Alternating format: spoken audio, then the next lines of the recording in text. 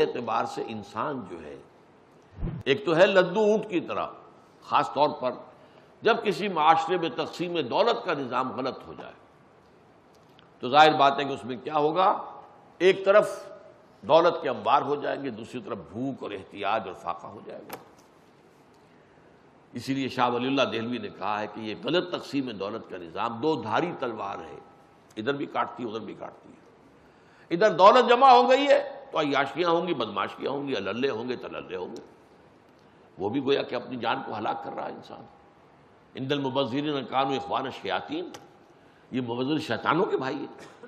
یہ مبذر کیوں بن گئے کہ دولت جمع ہو گئی ہے ان کے پاس، وہ دولت اپنا ظہور چاہتی ہے، دنیا پر روب گاٹنا چاہتے ہیں کہ یہ ہماری دولت دیکھو، اس کے مظاہر دیکھو، اور دوسری طرف جو ہے فقر ہے، فاقہ ہے۔